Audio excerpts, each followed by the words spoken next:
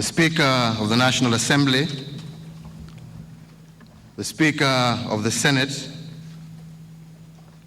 honorable members of both houses of Parliament, fellow Kenyans, Article 132 of the Constitution provides for the President of the Republic of Kenya to address a special sitting of Parliament at any one time. Under the first article of our Constitution, and I quote, "All sovereign power belongs to the people of Kenya." In this respect, I am here to address you as representatives of the people on an important national matter regarding our sovereignty. Last Tuesday, as I touched down at Jomo Kenyatta International Airport on my return from the 69th session of the United Nations General Assembly in New York, I received notice to attend a status conference at The Hague. Since then, the notice and its implied consequences for our sovereignty have raised confusion and anxiety. These concerns extend to our immediate region and, indeed, other friends of Kenya. My fellow Kenyans, this is not a time for anxiety. It is time for us to be proud of the democracy we have built and the law-abiding country we have become. It is also a time to deliberate together as members of the executive and the legislature, and indeed as citizens, on how to collectively realize the great destiny that beckons us.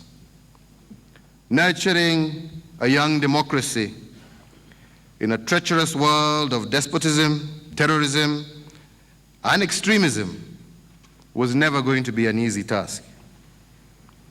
Neither was the building of a strong and diverse economy that could realize the dreams of more than 40 million Kenyans and anchor a prosperous region. Indeed, our quest for greater development demands a clearer picture of the true state of our economy. While we have much further to go, our nation reached a significant milestone last week. We officially became a middle-income country and took our rightful place as one of the 10 largest economies in Africa.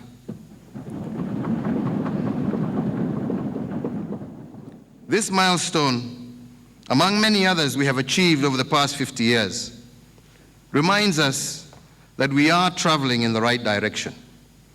It should be celebrated, for it gives us the fortitude to sustain our development efforts.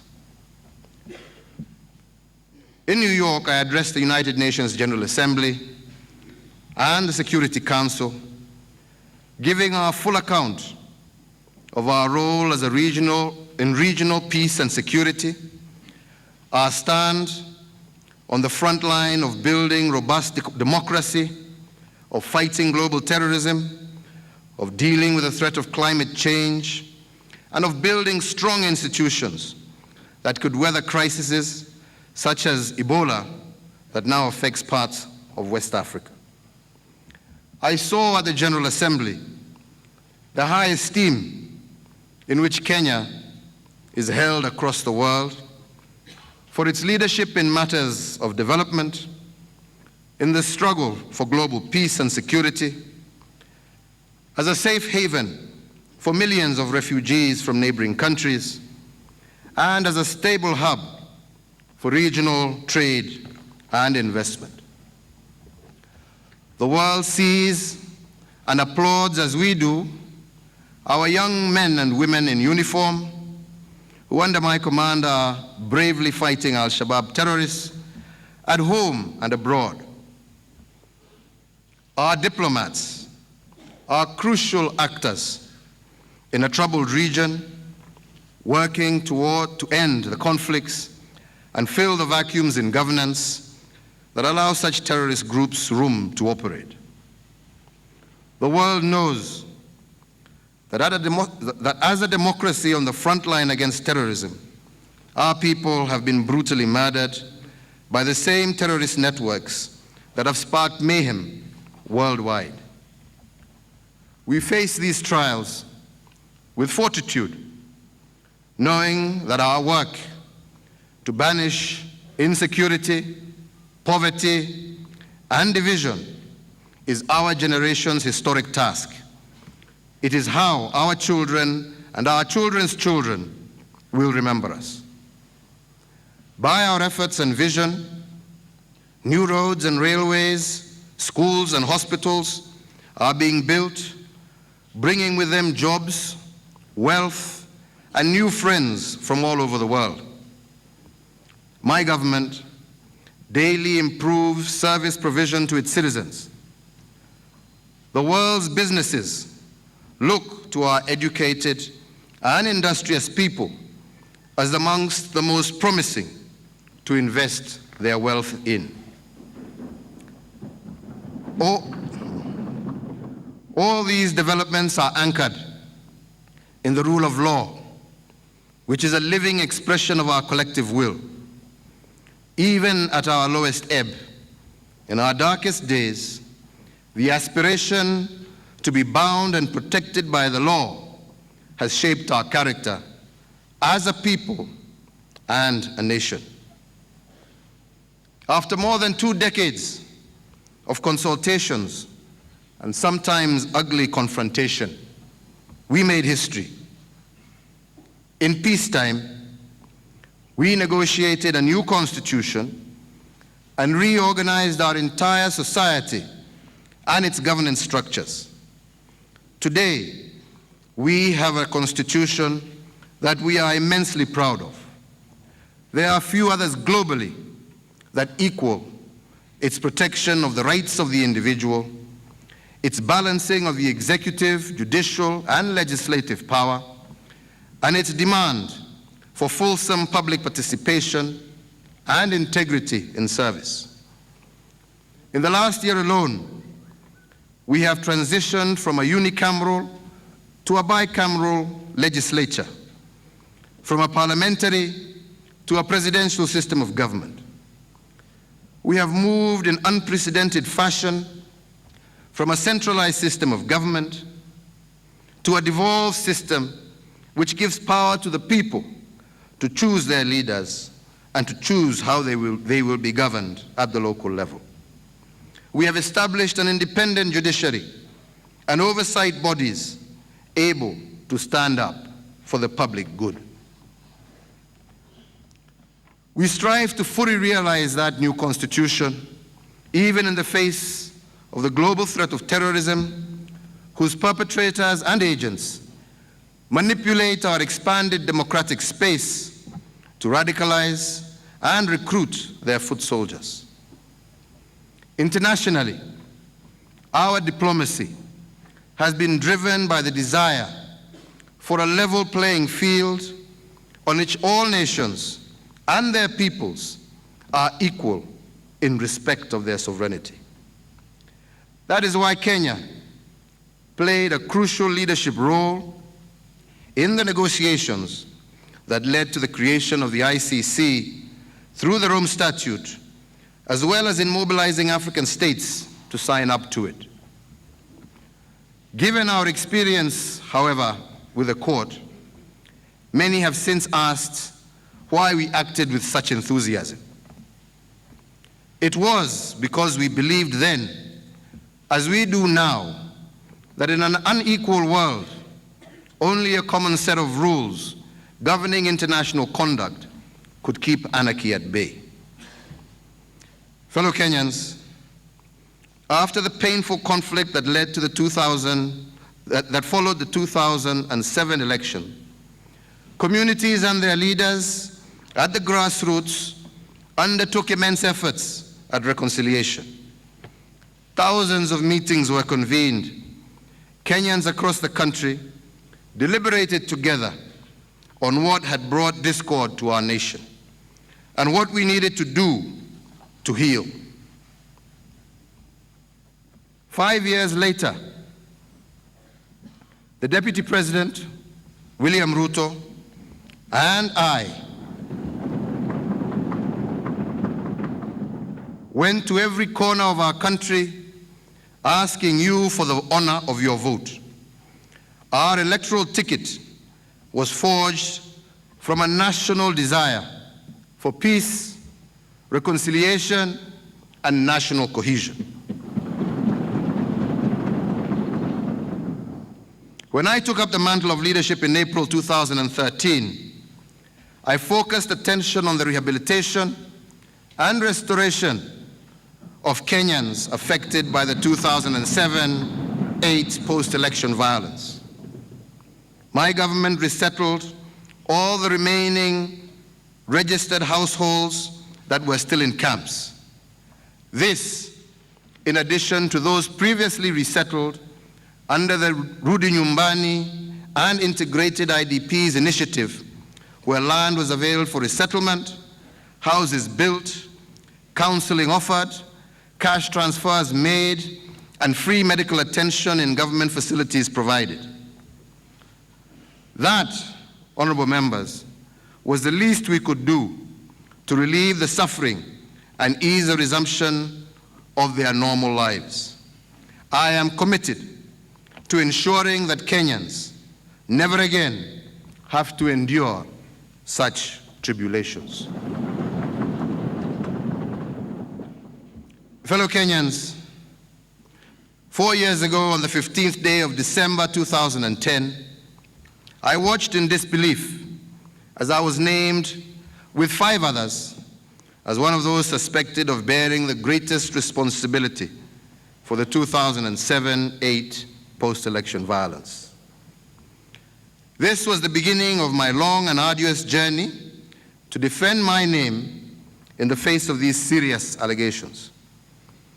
I wish to reiterate here for all that my conscience is clear, has been clear, and will remain forever clear that I am innocent of all the accusations that have been leveled against me. After all this, the prosecutor of the ICC has since last December and as recently as last month admitted to the judges that the available evidence is insufficient to prove alleged criminal responsibility beyond reasonable doubt. This, honorable members, came as no surprise. A judge at the ICC had previously found the prosecution failed, and I quote him, prosecution failed to properly investigate the case in accordance with its statutory obligations, end of quote. Honorable members, when the prosecutor admitted that there was insufficient evidence against me, I expected that the matter would be dropped for lack of evidence.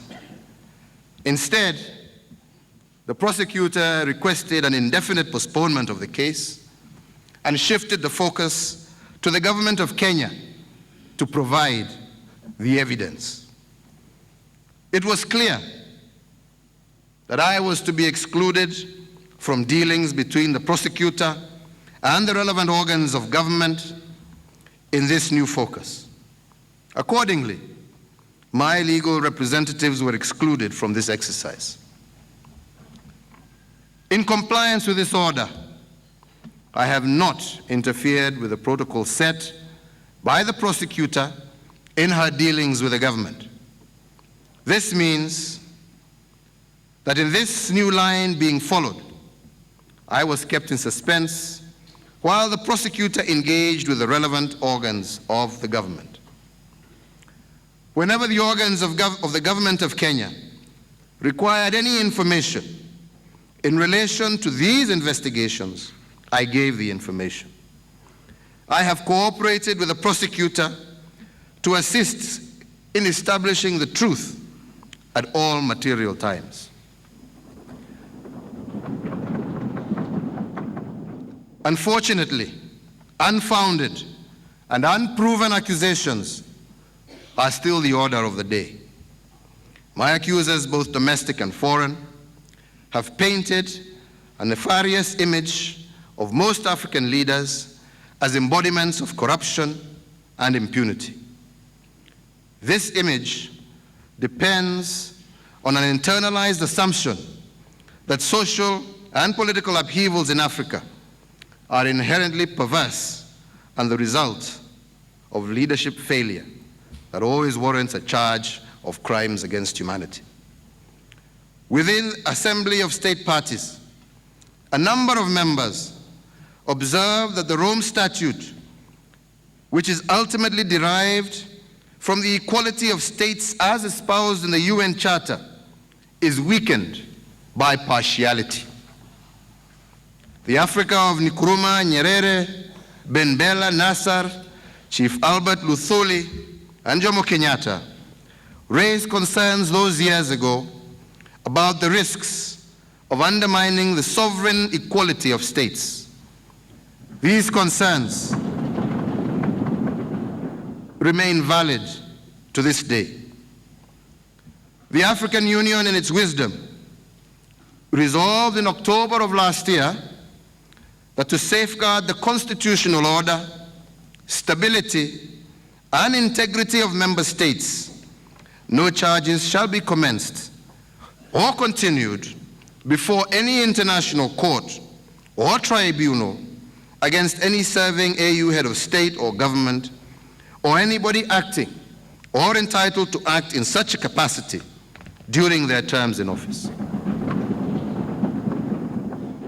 It also resolved that my trial and that of Deputy President William Ruto as the current serving leaders of the Republic of Kenya should be suspended until we complete our terms of office. As the single largest constituency in the Assembly of State Parties, and keeping in mind the gravity of their demand, African states expected positive consideration.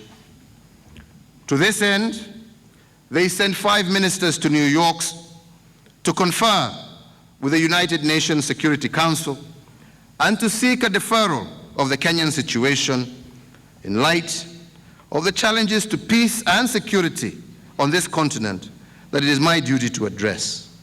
They were disappointed. The push to defend sovereignty is not unique to Kenya or Africa. Very recently, the Prime Minister of the United Kingdom committed to reasserting the sovereign primacy of his parliament over the decisions of the European Human Rights Court. He has even threatened to quit that court. I remain grateful for Africa's support. Our century of struggle against domination and exploitation continues. Our independence and sovereignty deepen every passing year as our prosperity grows and we stand firm together. Kenya will remain at the front of this common cause, which is both our opportunity as a nation and our obligation as a people. I am grateful for the support our brothers and sisters have lent Kenya, and we stand with them as we look to our immensely promising future. Fellow Kenyans, my government has begun the implementation of our Constitution with great fervor and enthusiasm. We have focused on locating young Kenyans at the heart of economic growth, as no other administration has done in our history. And indeed, the fight against terror and insecurity remains high on our national agenda. It should be clear, therefore, that this government has enough on its hands fighting poverty, securing the peace, and building regional integration to be focused on any other matter. It is a government founded on the rule of law with profound conviction that justice is our shield and defender. Mr. Speakers, fellow Kenyans, I am deeply optimistic about the future of Kenya. We will succeed by putting the nation's interest first and foremost. This has and will continue to be my guiding principle. It is for this reason that I chose not to put the sovereignty of more than 40 million Kenyans on trial, since their democratic will should never be subject to another jurisdiction. Therefore, let it not be said that I am attending the status conference as the President of the Republic of Kenya. Nothing in my position or my deeds as President warrants my being in court. So to all those who are concerned that my personal attendance of the status conference compromises the sovereignty of our people or sets a precedent for the attendance of presidents before the court, be assured this is not the case. Speakers, honorable members, to protect the sovereignty of the Kenyan Republic, I now take the extraordinary and unprecedented step of invoking Article 147(3) of the Constitution, and I will shortly issue the legal notice necessary to appoint Honorable William Ruto, the Deputy President, as acting President while I attend the status conference at The Hague in the Netherlands. Finally, I urge my fellow citizens to accept and to understand my decision. I also urge our African brothers and sisters to stand with Kenya and all people of goodwill and friends of Kenya to stand with us in this time. I thank you for your attention. God bless you and God bless Kenya. Thank you.